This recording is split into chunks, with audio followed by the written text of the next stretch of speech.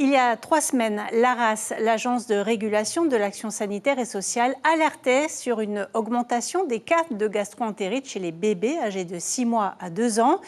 Le centre de la protection infantile de Pirée a enregistré un pic de fréquentation, mais la bonne nouvelle, c'est qu'il y a de moins en moins de cas. Priscilla Etève et Jacques Damour nous rappellent néanmoins les précautions à prendre. Cette maman est rassurée après la consultation. Sa petite fille n'a pas de gastro-entérite comme elle le craignait après une poussée de fièvre.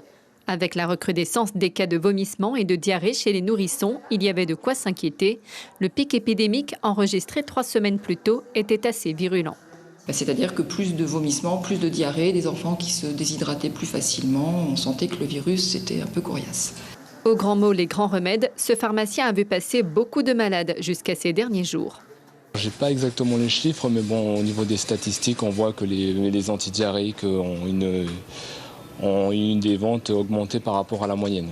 Donc on a beaucoup d'ordonnances qui venaient des médecins généralistes autour de la pharmacie, justement pour traiter aussi bien les enfants, mais les parents aussi qui sont des fois contaminés par leurs propres enfants.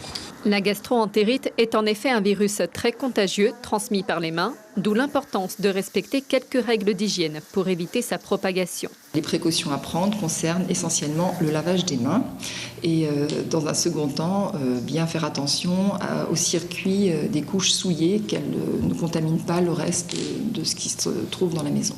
Les symptômes ne sont surtout pas à prendre à la légère, car dans les cas les plus graves, la gastro-entérite peut entraîner une hospitalisation chez les enfants de 6 mois à 2 ans. Si sa circulation est déjà moins active au Fénois, la vigilance reste de mise. L'information en continu sur Polynésie la première, Internet et réseaux sociaux.